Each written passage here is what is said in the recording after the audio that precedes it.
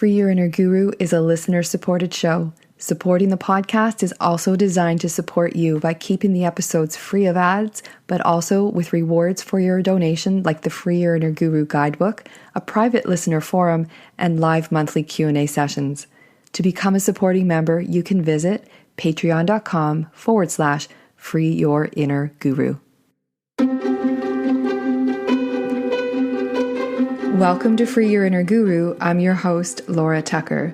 The purpose of this podcast is to share big conversations about life, business, and how we can show up as conscious leaders to make a difference in the world. Our guest this week is Lisa Mattam. Lisa is the CEO of Sahajan, a natural skincare line based on the 5,000-year-old science of Ayurveda. Moments before this interview, Lisa and I discovered that we went to the same grade school in Toronto. Talk about a small world. This surprising common ground laid the foundation for a big conversation about doing your best to do life and business in alignment with your values. In this interview, Lisa shares the ups and downs of her journey from strategic consulting in the pharmaceutical industry to founding her own skincare line that reaches back to her family's roots in southern India. Named by Profit magazine as one of the top 10 emerging women entrepreneurs in Canada and recognized by the Indo-Canada Chamber of Commerce as Female Entrepreneur of the Year, Lisa has become a thought leader in the areas of entrepreneurship, resilience, the advancements of women, and diversity. In this conversation, which I named Finding Equilibrium in Life and Business, we talk about equilibrium between culture and tradition, science and wellness trends, values and ethics within our business culture, using your intuitive gut and logical strategy, and when it's time to put purpose over profit in business. So hold on, and I know you're going to get a lot of value out of this wonderful conversation with Lisa Mattam. So our guest on Free Your Inner Guru this week is Lisa Mattam of Sahajan. Welcome to the podcast.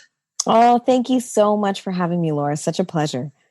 When we met, there was just a laundry list of reasons why I wanted to have you on here. And one of them is your business journey, but also because Sahajan is based on Ayurvedic principles. Mm-hmm. I don't know very much about Ayurveda, but I'm very curious, and I'm going to assume that members in the audience are also either knowledgeable or into it because of the sort of holistic nature of it. So let's start with your journey towards having this business, because didn't you grow up around Ayurvedic principles? Absolutely. And I feel like I need to tell your listeners that right before we pressed record, we realized that I went to elementary school with Laura or with like at different times, and then with her brother. And so the funny thing is if he does remember me, he'll probably also remember me as the only Indian kid in his class. But which might be a memory, because that's one of the reasons why I have so many distinct memories of elementary school. But so I'll take you through a little bit of basically how I stumbled upon this. I did grow up. I'm the child of parents from India, born and raised in Canada. So, first and foremost, I always see myself as a Canadian, but, in my life, having parents from India, that was such a part of who I was and how I was raised and what we ate and what we did and how we managed everything. And then, also being a child of Indian parents, my parents wanted me to be a doctor. And so I, progressed through school, studied science, but ended up doing, an MBA, worked in the pharmaceutical industry for a number of years, quite deeply. And then, left, but still continue to consult to the industry. I helped launch a bunch of brands, a number of things. And then I was pregnant with my second child. And, at the time, and I think probably as most of us are, I was already probably on a very long wellness journey, one that I'm still on. But I was pregnant at the time with my second child. I came home and my daughter had been home, and had gotten into my skincare while I wasn't there. And so she was standing there at the top of the stairs, fully covered in all sorts of creams and lotions and potions. And I remember looking up to her and thinking, she's so incredibly cute, but oh my God, you have to take that off your skin. Mm. And I have no idea what the chemicals and all the stuff that I would regularly buy would be doing to her young, beautiful skin. And often when we have kids, or at least for me, when I had her, I was a little bit more meticulous with what I was feeding her, what I was giving her, her exposure to sugar. And even though now it's like a mayhem in my house, particularly when she was born, I was, much more particular. And I remember having that feeling of like, you have to take that off. I have no idea what's in it. Because everything I buy says anti-wrinkle and anti-fatigue or whatever it says on it. And I took her to her room and there were these little bottles just, beside where she was sleeping. And I said, if you ever want to play with anything, this is the stuff you play with. And it was all stuff that my parents had brought from India on their last trip. And it was stuff that, my parents would have used on me, their parents would have used on them. And it was in that moment, I remember standing there just kind of staring and thinking, oh my God, if my skincare isn't good enough for me, then why is it good enough for her? Like why, why wouldn't I use the same standards for myself? And on top of that, if this is the stuff I really believe in, why was I not using any of it? And it really took me on a little bit of a journey because it's funny. Sometimes you walk away from things that are very traditional in your family and then all of a sudden something in life starts to kind of pull you back. And, I was raised, my dad, more than my mom definitely more than my mom, was like, he was, a type A dad in very many ways, but he was also extremely spiritual. He practiced yoga. He would meditate. He would, some of these practices, which I used to I remember having a sleepover in grade 6 and saying to him, don't do any of your weird stuff in the morning. Just make pancakes like everybody else's dad. Because he would write in his journal beside a candle in the morning and he would meditate and do yoga and do all these things. And so it was so much a part of my life. But in that moment, I started to just be pulled back to it. And, when I started doing some digging into these things that my parents had given me, I realized that they were quite steeped in Ayurveda. And I was more familiar with them in the context of tradition. And so, my parents being from the south of India, it's a very sort of lush area. It's the epicenter of Ayurvedic study. If you ever wanted to go on an Ayurvedic retreat, that's probably the place to go in India. And if you Google Ayurvedic retreats, that's the first thing that pops up. And so my parents really grew up with this in and out of their lives. So I'm kind of jumping ahead of myself, but for your listeners who are like, what is she talking about? Ayurveda is quite simply translated from Sanskrit, means the science of life. It's a 5,000-year-old science from ancient India. It's a sister practice to yoga. So many, many yogis are very familiar with it. One of the ways I often describe it is yoga's purpose actually is a very spiritual purpose. And so if you've ever tried to do yoga for balance, in some ways that's Ayurveda, because Ayurveda is all about how do we get into balance. Whether it's your skin or your digestive system or anything is a reflection of whether or not you're in balance. And when you're not in balance, Ayurveda helps to get you back in balance. So what does balance mean in Ayurveda? Because the irony of this, I just closed out a conversation with one of my coaching clients, and we had a small, I used the word balance reluctantly because balance can be an unattainable, goal or set of goals in a very Western work-oriented, keep all the spinning kind of way. So what does balance mean in the world of Ayurveda? The best way I can describe it, because I often, when people ask me about, how do you balance work and children and all that stuff, I sometimes shun that word for the same reason, because I feel like it's this image of someone teeter-tottering, just trying to make it all work. Balance in Ayurveda is more about being in equilibrium, is the best way I can describe it.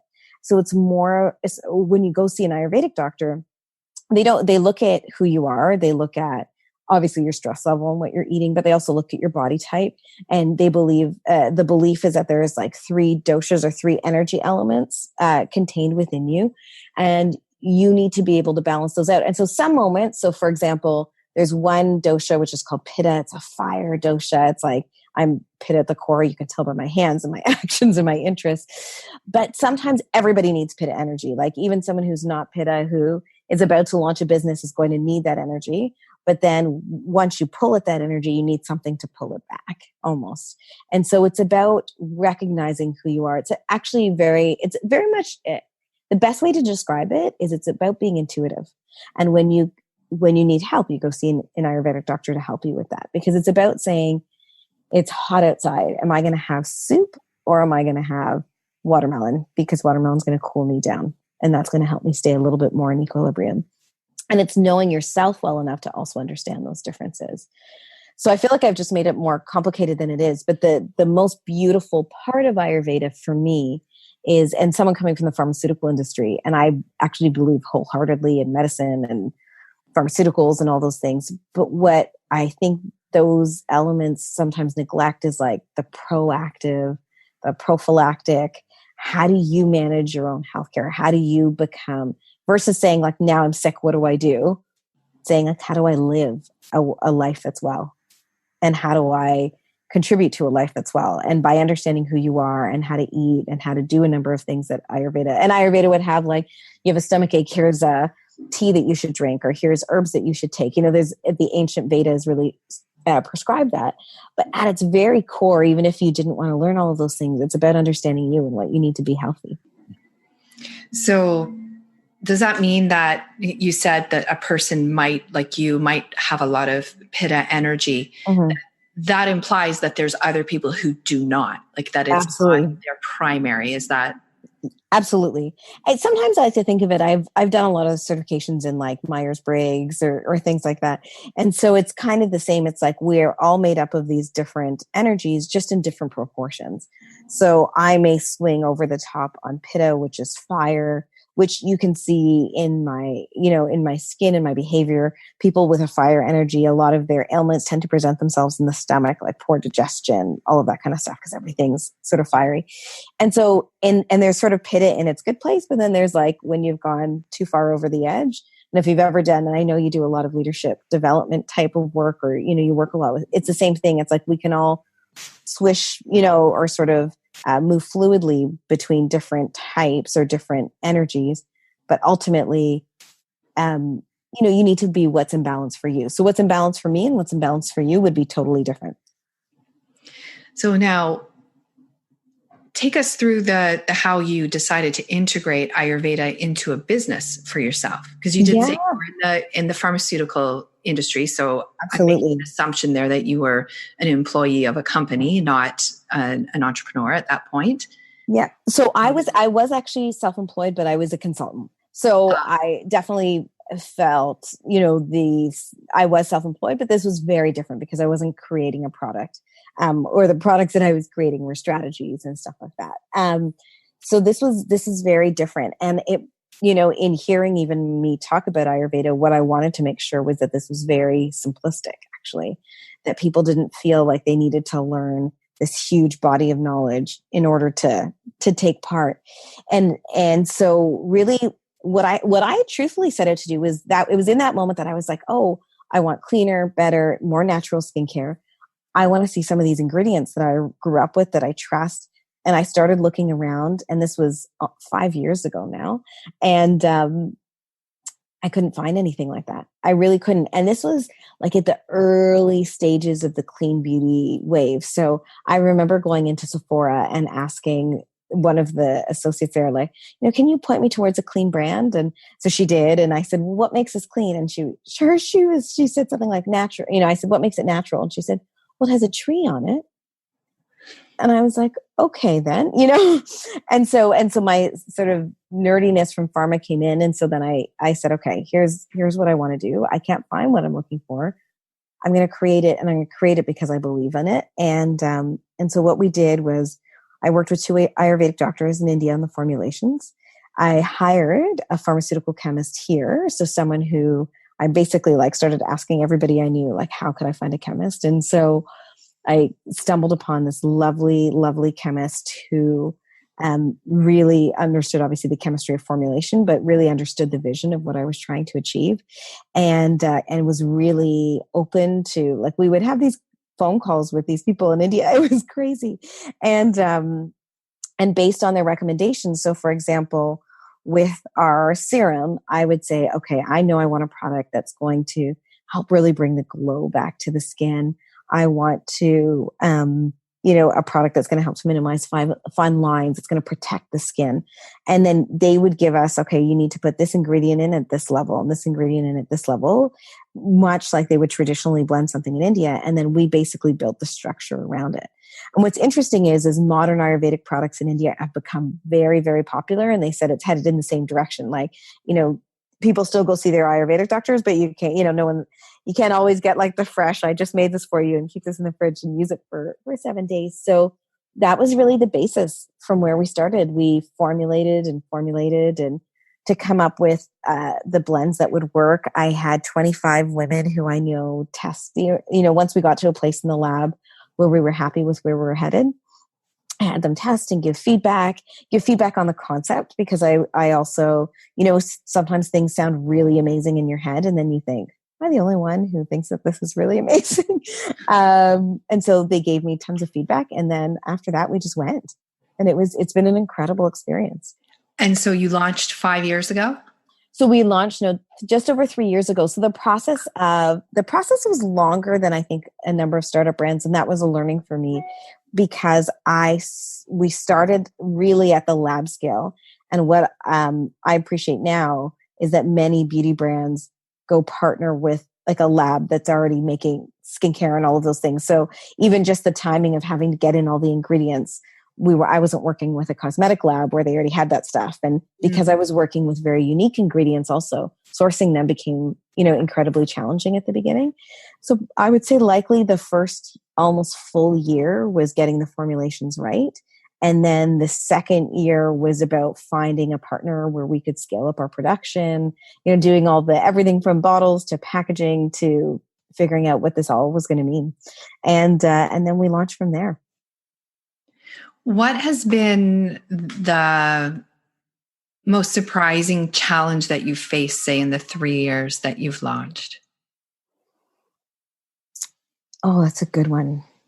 There have been a number of challenges.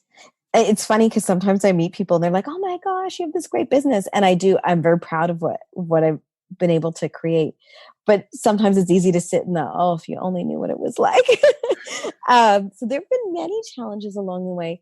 I think there's two things that have surprised me the most. One is sometimes, and when you're a small business, this happens more than I think when you're a bigger business, sometimes things are just out of your control.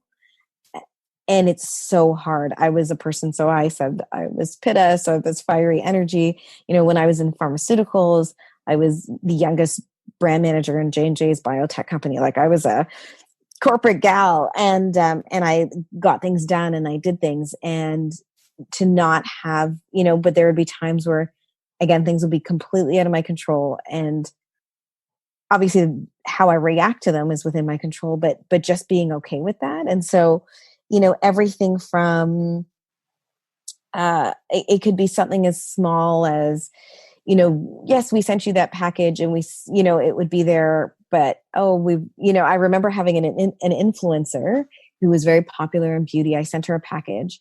And for me, I'm a small business, everything counts. Like if I'm not L'Oreal and, giving out samples on the street, and it counts to them too, but their budgets to do that are different. And I remember she was like, oh, I lost your package. Can you resend it? And then I sent it to her again. And then she said, oh, I don't know where I put that. Can you resend it? And I remember thinking in my head, oh, this is, by the time I give her all these products and send it, it could be, so it's something as small as that, is knowing that I have to be okay with, I think the thing is her not really caring, because she said to me, if you could only see my apartment, it's just full of boxes. Whereas this is my life's passion that I've just sent you. But also being okay with things when I say things are out of my control, I've had retailers who've said to me, we're in, we're on, we love it, it's amazing. And then, not to hear from them for 2 months, and then to find out that, well, we've actually, we've decided not to move forward with that strategy. And I've written strategy, so I understand that it's not personal. They'll be like, there was one retailer who was like, we love you, we think you're amazing. I filled out all the forms, we got ready, we got everything ready. And then it was, we don't think we're ready to move forward with our clean strategy. And you just sort of sit back and you're like, oh my gosh. There's nothing I could have done in that situation to change it, but it feels much more personal than And it feels much more personally impactful than when you're in the corporate environment and someone says no. I can so identify with that. There was a time where I was consulting in the automotive industry, and this was after my corporate journey, and I was advising car dealers with their business, and car dealership.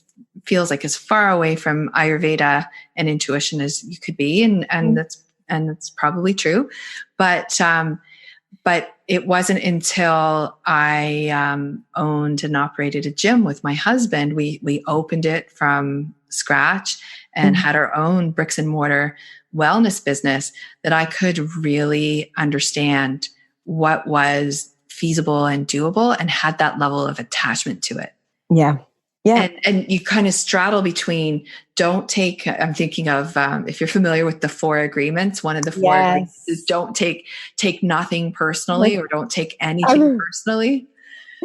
And, and that's a book by, I think it's Don Miguel Ruiz. Yeah. I'll leave a link in the show notes, but when it is yours and it's your creation, it's coming from you. Yeah. The personal element is never far away. No, it's never. And it's such a good lesson, because sometimes I've actually had to say to myself, like, you are not the business and the business is the business and you are you. And it sounds so ridiculous that you have to say that to yourself, but you do. It's like I birthed another child and somebody's messing with him or her. And, the biggest challenge, I don't know how I haven't told you the story yet, but the biggest challenge was we had found a partner who was going to help us scale up production, because you need bigger vessels. And having come from the pharmaceutical industry, I was particular about, I wanted it to be in a certain kind of facility, in a certain grade of facility. And I wanted all, and I really always went at it saying, this is going to be a big brand. And so we're going to do this right. And, but we were working on our hero, or like the product that gets sold the most, is our face cream. It's this beautiful, beautiful cream. It's very different. I think that's why it does so well, but it's really rich. And if you've got dry, red, sensitive skin, it's perfect. But I use it every day and I'm dark skinned, but it's just this cream that I feel like the best way I can describe it is it nourishes your skin to its healthiest center. It's like, it's going to make your skin brighter and all of these wonderful things. But the things were a little finicky in trying to scale up, because sometimes you can make something, at 50 milliliters, but then when you want to make 100, kilograms of it, it changes. And so we were working on that, and it wasn't right. And so my chemist was working, and he said to the lab, can you send us all the documentation? Because there's got to be something that's not happening here. Like maybe it's being heated up too soon. Maybe, like these things are finicky, they're chemicals. And they came back to me and said, you don't own this product anymore. We do. What? Oh, yeah. Laura, like I kid you not, I remember the day so well. My husband came home. I'd bought a big bag of mini eggs, and I was sitting on the couch, like with tears in my eyes, like just being like, I don't know what to do now. But it was this wild, crazy thing where we got into this conversation about who owns this product. And it was clear by, I went to a friend who's a lawyer who was helping me with some of the stuff. And, she said, it's really clear by the agreement that you own it. But life and clarity are different things, because she said, if you want to, if you were to take them to court on this deal, you're going to bankrupt yourself. This is, and so it was one of those things where I have to sort of let go of my very rigid sort of, how could you even say this to me? It's very clear. Look at the papers, and say, okay, how do I work with them in a way that I get what I need and they get what they need? Because they were obviously wanting something. And so, it took a while, but we got to a place, and I own the formulation, and that's great. But I couldn't even believe that they would try that. But so many people have done all sorts of wonky things because, and this is what I've learned when I was in pharma, I worked for these big organizations. And so when we would have a vendor, if I asked for something or said something, people cared. Now the challenge is sometimes my suppliers feel like they have more leverage than I do in a lot of ways, because I'm going to them. They're supplying to these larger companies, and it's kind of like, oh, Sahajan, whatever. Yeah. So, so, I mean, so that you got that resolved, and yes. what was the what did you learn from that? Like that's on the scale of challenges, that sounds like a huge one. It was a huge one. It really, it was the start. It really shocked me because there was, to me, and it's part of, I think, my personality, but it called into question so many things, like not just that this was happening, but like, integrity. And, I looked at the people I was working with and was, could look at them in the eye and say, you and I both know I own this. And so it was a really complicated conversation. I think I learned two things or many things from that. But one I learned, which was that I can't be afraid to, the moment I feel defeated, I kind of am. So I had to have my day of my mini eggs and then say, this adventure is just beginning and I'm going to launch these products. So I think that, and I would say this to anybody starting a business, is you are on your own often when you're an entrepreneur, particularly if you're not funded by institutional money or something like that. But you really need to shore up a team around you to support you, because sometimes the leverage that you need might not come from you.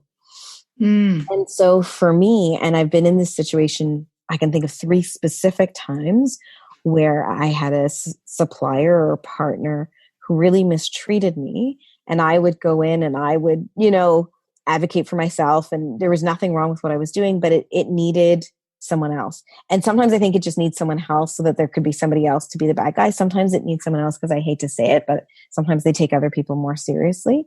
I had a situation where I thought, okay, I've been through this before. Now, when I go interview labs, I had an advisor, this lovely, lovely man who used to run Yves Saint Laurent. And I said to him, can you come to these initial meetings with me? Because one, I think it gave further confidence that this was a brand with capability, because look, sitting beside her is this very tenured beauty exec. But I think on top of it, I hate to say it, but I think there's a level of accountability that was felt beyond just me.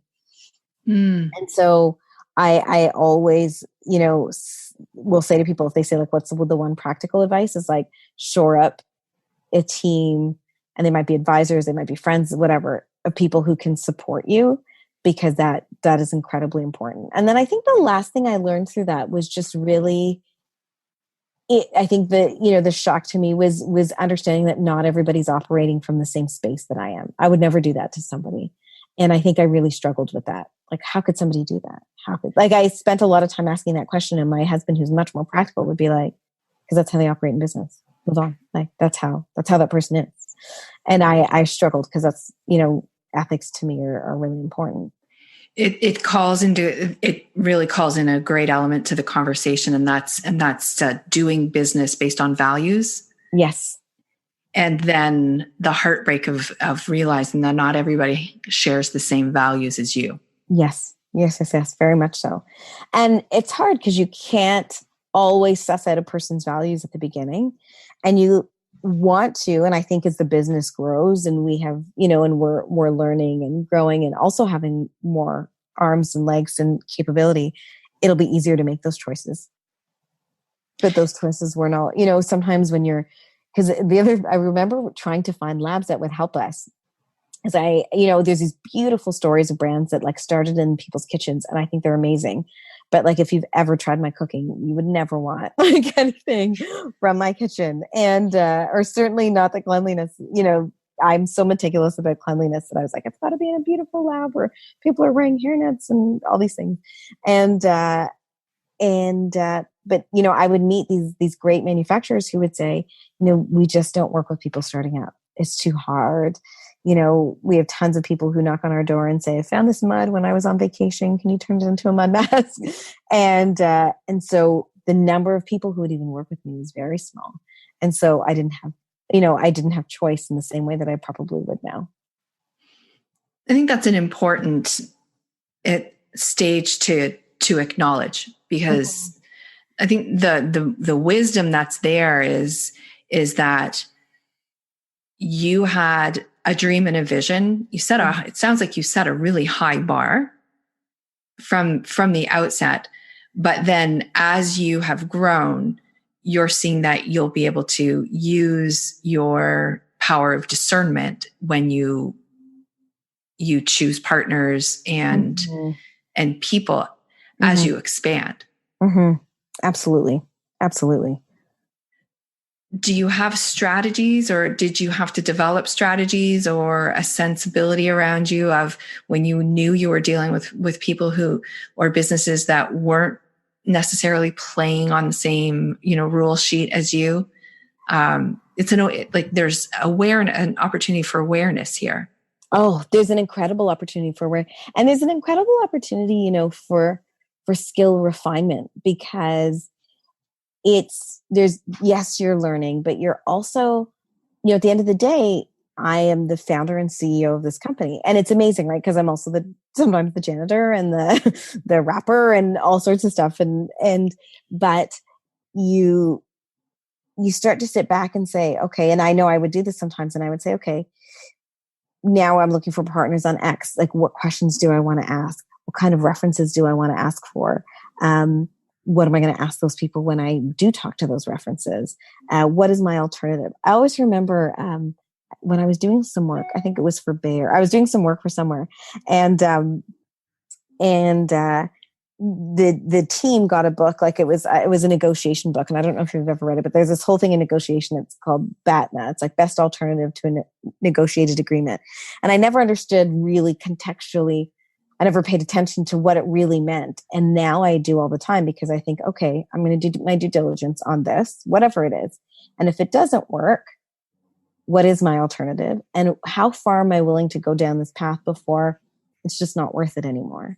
So I think there's an opportunity to really create boundaries, but to understand, like, what is it that I'm willing to do, and what will I not? So, it's worth it to me. Is it worth it to me to engage in this relationship, even though it might cost me a little bit more? Is it worth it for me, even though this seems like a good opportunity, but the people don't, for me to step away? It's understanding those things. And it takes, there's some of it's playing with the gut, and some of it's, intuition, and some of it is actually sitting down. I have now been more meticulous when I've worked with a partner to do a lot more work around that relationship, like understanding and asking for references and talking to people.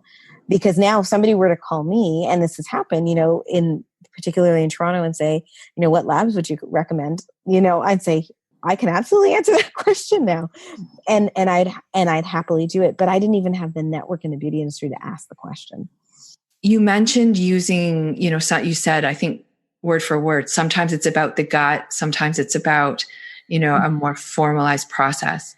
How do your gut instinct occur to you? What does it feel like? How does it manifest? Oh gosh. I think for me, it's very physical. Like, I think I physically feel it in my body. It's, I often ask myself, and I'm, in the course, this business has definitely, I describe it sometimes, and I say it's like stretched me to the edges of my skin, because I've learned so much. And I think when you take on big challenges, you grow so rapidly, but it also, there's moments of like, oh my gosh, like it could be anything, right? I remember the first time we sent a shipment across to the US being like, oh my God, I just did this. And, but so I think for me, it's very physical. And I think actually I need to recognize that. Like, whether it's a feeling of nervousness, I think my body tells me when, you're concerned about this, or you're, every time you talk to that person, you leave and you're a little unsettled, and I have to ask myself why. And so I think it very much manifests itself physically. I think that's how I feel it. And I think I've tried to learn. It's funny. I have started listening to more and more podcasts and different things. And it's in the tougher times that I actually find myself craving those things more, like listening to more podcasts, reading more, because in some ways I should probably be busier with work in those times, but it's also in those times where I need to kind of almost step out of the practical day to day and say, okay, take a deep breath. What do I need? What are the big decisions I need to make? And how do I move this forward? And I think the physical sensation of that, and I think even sometimes working it out physically becomes really important. Like when there was one time, so there's two times that stick out in my head. One was the one I told you about, the suppliers that they own the face cream.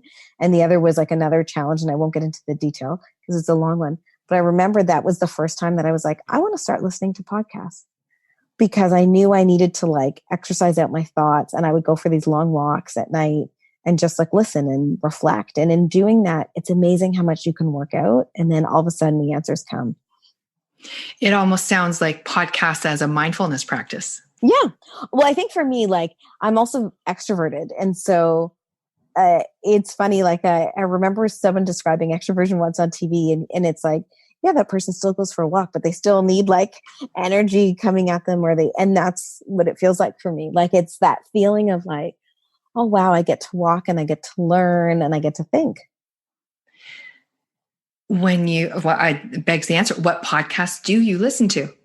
Oh my gosh, I've listened to like bits and pieces of so many. I mean, it's funny. I'm not, and hopefully no one dislikes me because of this. I've not always gotten into Oprah. Like I don't get the magazine and I never watched her show. However, I have listened to many of the Oprah Super Soul conversations. And there was one Ariana Huffington did about sleep, but she also just talked about the pace of work. And that one I listened to a few times. And I've listened to many of those. I also just listen to things not work or spiritual. I've listened to a lot of Ayurveda podcasts to even just deepen my learning. I'm not an Ayurvedic practitioner, and it's a lifestyle choice. So I've done a lot of listening on Ayurveda. I've also just listened sometimes just to things that entertain me. I feel like I was listening to the CBC radio one day when I was driving to Waterloo, and they were doing this radio show, but they're only giving you like a minute of different podcasts. And I had to actually pull over and write down all the minutes that I liked. So I listen to everything, news podcasts, a lot of newsy things actually. It's amazing how, and I was having a similar conversation last night over dinner with a friend who had a list of podcasts a mile long. And so I was taking down the ones that sounded like it was something that would interest me. And I said to her, like, this is how it spreads, right? This is how, if people are out and one of the listeners who enjoys this show is out and start talking to people about podcasts they listen to, it's like this word of mouth. And yes, there's marketing and so forth, but the passion around podcasts is very, very high. It's very personal too. It's so personal, and meeting different needs, from information to entertainment to spirituality to education. Mm-hmm. But what I'm loving about it is that it's, like never before, we can choose our inputs. Yes. And that's important. That's important for being able to keep that mind-body intuitive connection, to not be at the mercy of what gets served up to you every day. And I think that's why I love it too, and I admittedly watch YouTube sometimes if I'm on my own in the office and it's lunchtime and I don't want to just like keep eating through lunch, I'll actually like watch anything on YouTube. But with podcasts, to your point, it's like I'm making a choice of what I want to listen to. And I very often, like you, I was part of the Sephora incubator program, and a number of us are on a WhatsApp chat. And I remember one day, everyone was like, what do you listen to? What do you listen to? And it was everything from like how I built this, which is so awesome if you're an entrepreneur, because you hear all these other entrepreneur stories of how they built their companies, but to like, oh, I listen to this one because it just makes me laugh. And sometimes I need a break, or I listen, and that is how podcasts grow, is because they cement themselves in an area. And because we're constantly in cars and walking and planes, like it's a different way to educate yourself, to take a step away for yourself, to entertain yourself. And there's something about the auditory and the storytelling piece that is intimate and transmits very well amongst all of us human beings out there. I'm going to be rewriting some of the copy around the podcast, and it's always about connecting with your inner wisdom, but it's like almost how to be like staying curious. Yes. Yeah. And it's amazing. I listened to a podcast. It's called Fat Mascara, and it's a beauty podcast. And sometimes they have different founders on. And but it was, I remember listening to one, and it was the two people who hosted, they were just riffing. And I thought, isn't it funny? And maybe because it sounds like radio, but I was like, I'm just interested in what they're talking about. Like they were talking about their train ride, like they were in New York and whatever. And it was like, in some ways I kind of laughed to myself that listening to them talk about my day, to talk about their day was enjoyable and something I wanted to hear, but it is because you're inviting these people into your framework, and it's fun. You, there's something you said there that I want to circle back around to, and it was just a casual reference at the time, but you mentioned Ayurveda as a lifestyle choice. Yes. What did you mean by that? Because I've got your website up on my screen just underneath us, and so I'm like, okay, so now I really want to try the face cream. Yeah. But that does not make me like Ayurvedic in my lifestyle choices. Like, so what is an Ayurvedic lifestyle? What are the choices? Yeah. And you know what? This is where I think Ayurveda gets a little wishy-washy, but anything I guess what I probably should have clearly said is there's some people who, there's actually this great book, and I think it's called like Idiot's Guide to Ayurveda, or Ayurveda for Dummies. I think it's the Idiot's Guide to Ayurveda, but it's awesome because it really just like breaks down.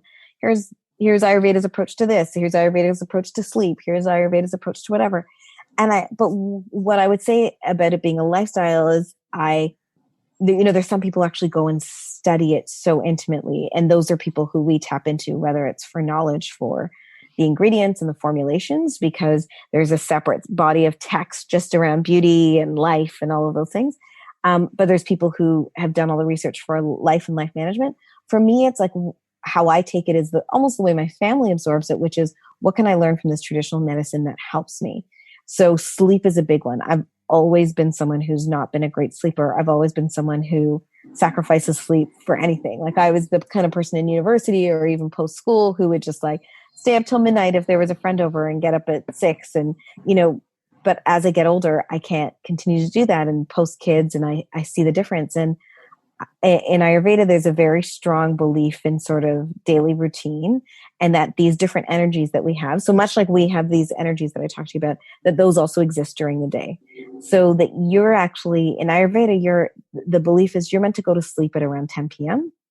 and you're meant to get up at 6 a.m. And interestingly, all the recent sleep research validates this, that even if you get 8 hours between 10 p.m. and 6 a.m., that quality of sleep is actually better than if you go to sleep at midnight and you wake up at 8. Now, that being said, some of us work shift work. Sometimes I can't do that. I'm still like the crazy, like I would love to stay up. I'm such a late night owl by nature of like, my house is finally asleep. I can watch TV. I can do this. I can do that. I can catch up with my husband. But in Ayurveda, the belief is like you go to bed at 10 and you wake up. You're going to sleep when certain energy is happening, and that's going to give you your best quality sleep.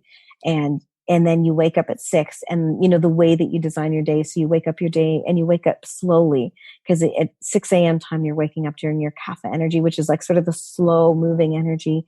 You wake up. And this is something my dad always used to make us do. He always used to say, like, pray in your beds before you wake up in the morning, and set your intention for the day before you wake up, before you get out of bed. And so Ayurveda says the same thing. Like you get up, you pray, you set your intention, you do some physical stuff, you drink water with lemon. Like some of the practices that you and I probably do just because we read, on shape.com or wherever we heard them, our doctor told us they were healthy, are actually prescribed in this like Ayurveda daily routine. Like you should have water with lemon at the beginning of your day, and it should be warm, room temperature. And so like that's a part of Ayurveda where it really makes sense to me. Obviously I can't live this every day, but I'm like that being like my body responds better when it's on a routine. I respond better when I'm on a routine. I sleep better. And obviously if we're on vacation or if things are changing, I roll with it, but it's understanding the parts of Ayurveda that just kind of say, here, based on our old knowledge, here's what we think, would help you be well. And I think what's actually most amazing to me is that people dip their toes into it every day. And so I don't think you need to be like, sometimes, it's because I remember being in India with my parents growing up or whatever it was, like, you don't have to be like this guru who's like in, white linen cloths and, living this very aesthetic or Vedic lifestyle to live an Ayurvedic way. You just have to say, hey, I see these things and I believe these will contribute to my wellness. And Ayurveda helps just sort of unpack that. It gives us some rules and says, hey, do this. This might help you. Do this. This might help you. And so would it be accurate to say that a lot of these principles that have been around for centuries, if not, millennia through Ayurveda, we see them popping up on wellness websites as these isolated things that's exactly to do? Yes. But then on top of that, many of them are proven out now by, I guess, what I want to call Western science versus Ayurvedic science. Absolutely. I remember, I think it was 2 summers ago, Time magazine put out like one of those, when they put out like a special magazine and it was about meditation. And I remember having like smiling. You have it? It's like got the blue cover with the That's hilarious because I just took it off my shelf today. Yeah, that's it. Yes, I have it. And what's amazing about that, like, and I bought it too, but what I loved when I immediately saw the cover is it's like, and I get it. I say the same thing about our skincare. Like when people say, why is the science part of your skincare so important?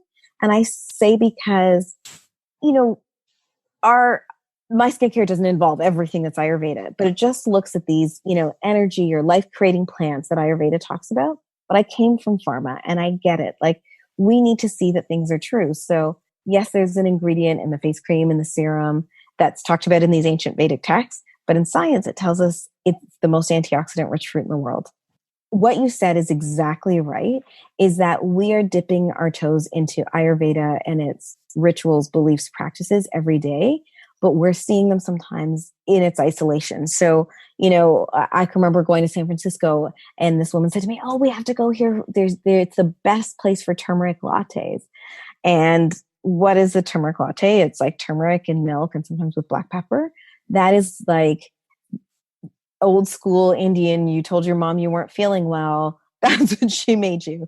And so it's many of these practices and rituals are being rediscovered and we're seeing them in isolation. And I love it. Like I love having a beautiful journal and I'm not a huge writer, but I love, being able to do that stuff. But I can remember being in grade 6, my dad having this weird notebook that he kept, beside everything that he would write in. And so and I think in the West, we're really in this amazing place where all things wellness is coming together. And the only way to sometimes unpack that is to go back to some of these, to go back to, South Asian culture is one, but not the only one, but is to go back to some of these cultures that have been, working or living this world for so many years. I think that's so hopeful what you just said there about where everything's coming together. And I have noticed a big change in the last 10 years, say, of, the mindfulness practices coming into vogue and they might be distilled down. I've had a couple of podcast interviews recently, and that's been a bit of the topic, but it's also making minds and lives more open to absorbing some of the more esoteric stuff too, because we see that, the lemon water works and makes me feel better. And then you find out, that's Ayurvedic, and get curious about, what else is in Ayurveda that might be helpful.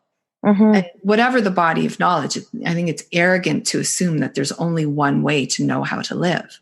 Yes. One culture has it all. Yeah. And I think even as someone whose parents are from India, I don't believe that it has it all. I think what also makes the world incredible right now is that we're able to learn from all these other cultures. And I can see it in, what we're learning from traditional Chinese medicine and what we're learning from, Aboriginal communities, because there's so much steeped in these ancient cultures that we can really benefit from. And, not being like, I'm from pharma, so that's why we need modern medicine, but everything has its place and we need to understand that. And, I see even when you go into a hospital now, you have physicians who are asking, like, have you ever tried yoga? What do you do for your stress? What do you do, for mindfulness? Like, we're now realizing that the way we carry ourselves and the way we live and our personal, whether it's mindset, state of mind, but also our personal wellness, plays into everything. And that's what we have control over. So tell us a little bit about your plans for Sahajan. What do you see in the future for it, and how are you leading it there? I see such great things. I obviously really want to see the brand expand. And, when we first started and I said the word Ayurveda, I remember we launched at the Toronto International Film Festival. I was in the gifting lounge. And so I was meeting all these celebrities. And it was such a good validation point for me because so many of them were like, Ayurveda, I know that. But then I would, do pop-ups and I still do. I still go to shows where people say, I have no idea what you're talking about. And the good news is that I say, don't worry, you don't have to. But if you're drinking a turmeric latte and if you're having water with lemon, that same science is what's going into the skincare. And so what I vision is being able to share that with as many people as possible. My goal, I always went into this saying, I think, we have the capability, or Sahajan has the capability to really become a global player in beauty. And I think this is an incredible time for independent small beauty brands because customers are starting to place so much value in transparency, in authenticity, in even some of the values, I went in this saying, how can I have a clean beauty brand but not honor the earth? So we've always had, post-recycled paper and biorenewable ink. And, in the early days, nobody cared about that. And I'm not even sure everybody knows that, but it's being part of that ecosystem. And I think, that part of it is only going to become more and more important. And I think, it's important to me that we're a values-based business. And I think we'll be able to grow with like-minded consumers who really buy what we're doing. One of my other things was I always went into this. I've always been passionate about girls and women and feminism and all of these types of things. And so we launched a lip product in June. So it's a very luxe lip balm. And so luxe in that it's got these beautiful oils in it, but it's petroleum free and lanolin free. But what makes me really excited is I'm working with the Because I Am a Girl campaign, which I'm saying you're smiling. So I'm thinking, with every Lip Karma purchase, we will donate to send a girl to school for a day in a developing country. And to me, I had one of my advisors and he was like, you don't make enough money to start giving it all away. And I was like, that's okay.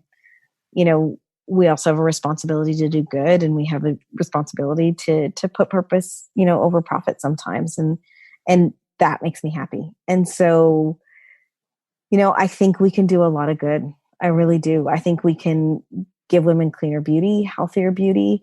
I think we can honor their self-care, and I think we can give back. And then, to me, if we do those things, I will consider myself successful. That's just so beautifully put. I love your clarity around being purpose-driven. And it is so rare and so needed that you said purpose over profit. Mm-hmm. And it doesn't have to be all of the time. No. Because in business, profit is important. Mm-hmm. But having that compass of being that values-based, mission-driven or purpose-driven company, that seems to me to be, that's the internal compass. That's the inner guru of Sahaja. Yes. And I think it's, I think, to your point, we joke sometimes at the office because I was saying to one of the girls, it's like we're running a not-for-profit over here, but but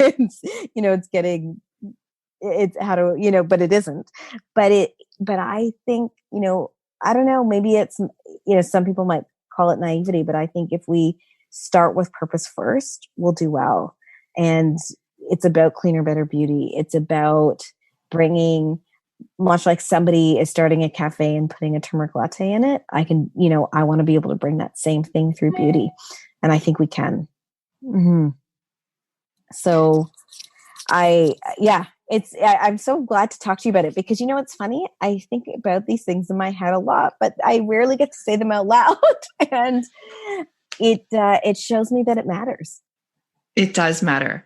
And I'm so pleased, like that to me, that's music to my ears because the opportunity of our conversation has created that opportunity for you. And I want to thank you very much for sharing your stories, your challenges, your heart, your soul, and now your purpose for this beautiful, beautiful brand. And thank you so much for coming on the podcast. Oh, thank you. My pleasure. Thank you for listening to Free Your Inner Guru. I know you have a lot of choice where you receive your inspiration and information. If today's episode resonated with you, I'd be grateful if you would take a few extra seconds for 3 quick things. First, if there's an idea or story that you know would make a difference in someone else's life, follow the link in the show notes back to our website where you can easily share it with them.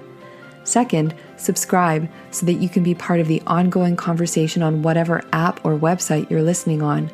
Big conversations become the catalyst for meaningful change. If you happen to be listening on iTunes, please take a few moments to leave a rating and a review.